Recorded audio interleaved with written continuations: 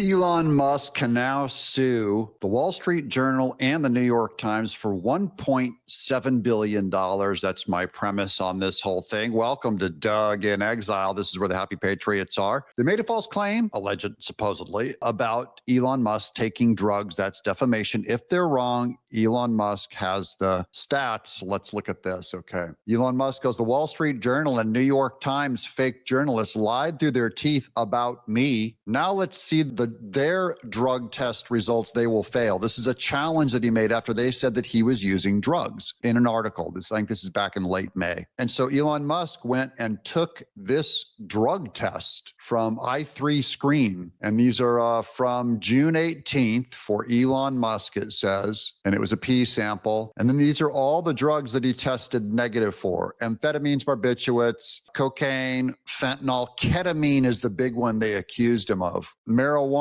negative, although there's a little one down there because he probably used it a year ago. Opiates, etc. So they're all negative and all signed by a doctor. Now, what does this mean? This means they accused Elon Musk, a billionaire, of having a drug problem. Here's Benny Johnson on Inside the Chaos, swirling through a DNC desperate for cash. See, they have no money because they're a lying machine. The things they said about Elon Musk were all lies. What we found out, this is Trump and Elon, because this is what Elon Musk did. He defunded U.S. aid. And this is probably the most significant thing that he did, was that he drained the Democrat money machine. Look at this. Here's that article. This is just a headline. Under the new leader, Ken Martin, the Democratic National Committee has been plagued by infighting, and a drop in big donations raised alarms from Democrats as they try to win back power. Trump and Elon defunded U.S. aid. Now, just remember that. That's what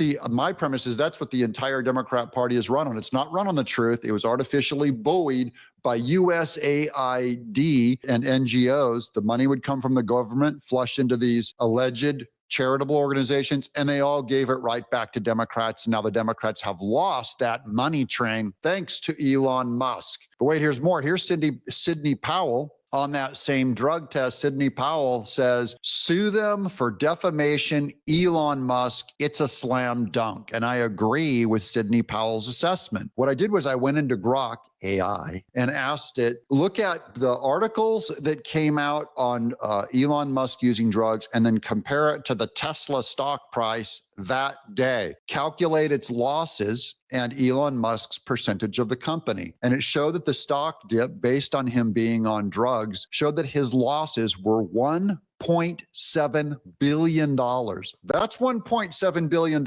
in real damages that he could sue the New York Times and the Wall Street Journal for. So I'm the first to come up with this. I posted it on X. Everyone likes it. We'll see if Elon Musk goes for that one. Now, here's Elon Musk on the New York Times. This is back in the day. It does have his drug screen there on the right. Watch this with Ducey. The president mentioned that you had to deal with all the slings and arrows during your time at Doge. There's this. Well, some of the people, some of the media organizations in this room are the slingers.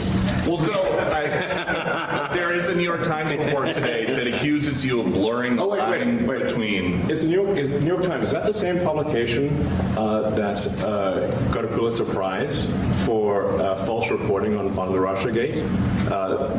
He slams them, and that's Scott Bessent cracking up, going, oh, the same New York Times? They got a Pulitzer Prize for Russiagate? Now, this is about controlling the narrative, and the Democrat Party does not any longer have their control of speech. Elon Musk broke it when he paid $42 billion for X. He broke their whole system. And now you have the majority of America's news and the world's news is getting it from X. So no more MSNBC, no more CNN, no more DNC. Here's Barack Obama. Remember yesterday on AOC said, we have to find a way to control the information again. And because they've lost it. Here's Barack Obama. This is a recent interview with him. But facts are important, because if you can't, and I think one of the most pernicious things that has happened is we have a situation now where we're not just arguing policy or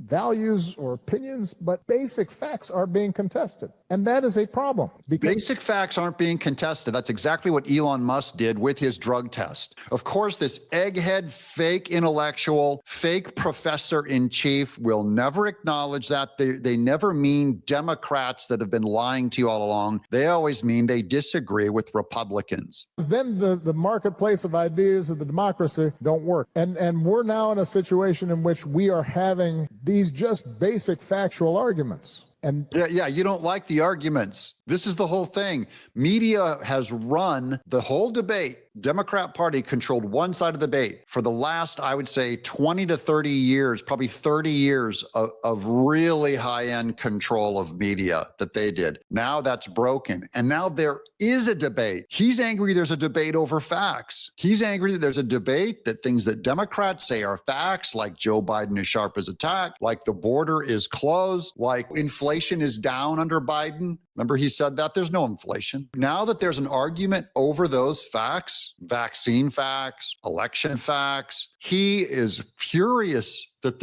we're debating over basic facts that the Democrat Party presents. And that further undermines trust. And those in power, those with money, That would be you. exploit that space in which nobody knows what's true. Vladimir Putin and the KGB had a saying that was then adopted proudly by Steve Bannon, which was, if you want propaganda to be effective, you don't have to convince people that what you are saying is true. You just have to flood the zone with so much poop. They used a different word, but you have to flood the zone with so much untruth constantly that at some point people don't believe anything.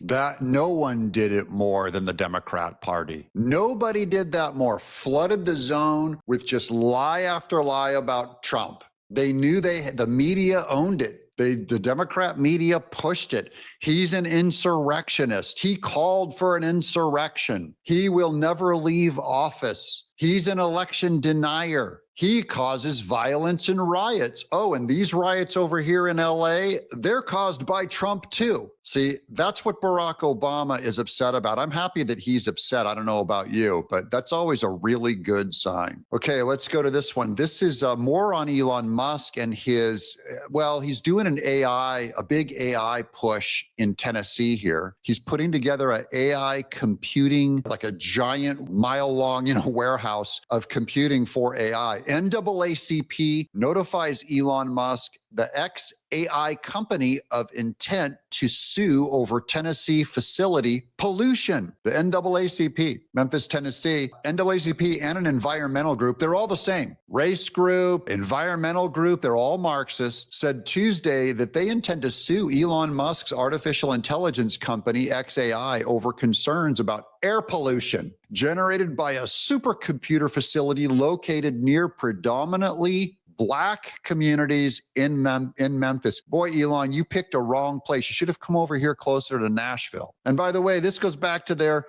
those are, by the way, going to be high-paying Black jobs that the left is fighting against, man. They do not want Elon Musk to succeed at any cost. Here's more on the New York Times article over on Fox News. New York Times claims Elon Musk is continuing to lash out at them over the drug use report. New York Times released a report in May claiming the Tesla CEO's drug use was more intense during the 2024 election. Now, this was all hearsay. So this was all people who they went out and interviewed. They said, hey, Musk's drug use is way up during this Trump thing. And then Elon Musk released that drug test, which is some kind of proof. It's not absolute proof, but let's take it to the courts and see what happens. And if Elon Musk wins, they can pay him $1.7 billion, which should break the New York Times and break the Wall Street Journal, I would hope. And then here's the Independent, proving that they're not independent by having a rainbow flag on their logo, trans rainbow flag. Here's Elon Musk calls Grok answer a major fail after it highlights political violence caused by MAGA supporters. So what's this mean? This is, a big question about AI is who's doing the programming and what worldview or philosophy is going to run all of the answers of Grok, which is X AI, there's ChatGTP, there's Google's AI, Microsoft's AI, China's Deep Thought or whatever it is, Deep Think. There's Facebook's AI. They're all doing AI. Who programs it? Who gives the answers? Well, one of the answers that came out on Grok was a little too woke. It was citing woke sources. And so the users started calling it out to Musk. And he said he's going to go back in and reprogram that, not to turn it right wing, but to remove the left wing bias. Here's more over on the allegedly independent. Musk publicly rips White House aide who prompted his falling out with Trump. Now, this is a new piece on a guy named Sergio Gore, who's director of personnel and vetting members of Trump's team, that he had not vetted himself for the role, but that he's the one that leaked all the personal details between Elon Musk and Trump to the public, which is not good for the Trump administration. Elon Musk has blasted a top White House aide who reportedly prompted his public falling out with Donald Trump, branding this aide as a snake. The tech billionaire posted the stinging response to a new report in the New York Post claiming that Sergio Gore, director of presidential personnel and vetting members of Trump's team, had not vetted himself for the role. He's a snake, Musk wrote on X, weeks after unleashing a barrage of posts against the president himself in an explosive online clash. Musk later apologized to the president, sort of. Gore was in charge of vetting around 4,000 members of the executive branch using old social media posts, political donations, and remarks to select those loyal to the president. Now there's Scott Bessent here, and here is Sergio Gore. That's the guy that Elon Musk says is an insider snake leaking information. So Trump will have to be sure and get him in line. Doesn't mean he's going to get fired. Just means, hey, keep an eye on this one, because you can't have any of that personal stuff between Trump and him gone to the public. Now, here's another one where Trump is going after the Wall Street Journal. Just in, President Trump slams the Wall Street Journal, asserting they have no idea regarding his stance on Iran after the Wall Street Journal claimed yesterday that he approved attack plans against Tehran, but had not yet given the final order. Trump wrote on Truth Social, the Wall Street Journal has no idea what my thoughts are concerning Iran. And this is why I think that's a good thing. In all this war stuff, I don't think we know anything in the public based on what Trump or Israel or Iran or Russia or Ukraine think. In fact, if Trump telegraphs what he's going to do to the public, if you and I know exactly what he's going to do, that is a really bad tactic. You want people to think that he could drop a bomb on you. You want Tehran to think that he could drop a nuke on him. Or you want Israel to think that Trump could be totally isolationist and pull out. So my position is I have my preference of what I want Trump to do. I don't want to know what Trump actually does until he does it. And I think a lot of this is him just putting ideas out there and making sure that both sides are covered so that no one, his enemies, Iran, not Israel, guys, Iran. Matt Gaetz came out and equated Israel and Iran. I think that's nuts. Israel is not a religious cult that is trying to take over the world, whereas Muslim countries that believe in, jihad, that's part of their formal practice. Iran is 98% Muslim. Israel is only 17% religious Jew. Okay, so they don't have this world dominating, we're going to spread Judaism around the world by the sword. That's the only thing that these Islamist countries have ever done from the beginning, is spread by the sword. Okay, so they're not morally equivalent. Don't give me this. That's what Matt Gaetz said. He said, why should Israel have nukes if Iran can't have nukes? Are you kidding me? You guys have gone nuts. And then I see this argument spread all over the internet. You'll see it on other right-wing shows. They're nuts. If you make a moral equivalence and say Iran is the same as Israel, you have just now excused yourself from the debate due to your ignorance. Now, if you've done it, I've just educated you about the religious difference and the philosophy of the two religions and those two countries. They are not interchangeable. There's a reason why Iran cannot have a bomb. The last guy, Ahmadinejad, who just died, one of their leaders, they have said they're flat out a suicide cult, okay? And they're willing to sacrifice themselves. They say, as Israel loves life, we love death. That's a quote. They're not the same. Quit making them equivalent. They're not even close to the same. Okay, so That is our catch up on Elon Musk. And free speech lives partially because of him. I'm telling you, man, this guy, I have my differences with Elon Musk, okay? I'm not saying I don't have my differences with him, but I love free speech. Credit goes Elon Musk for sacrificing his company, his reputation, his job. He put everything into it. He should get a Nobel Prize. I'm Doug in Exile.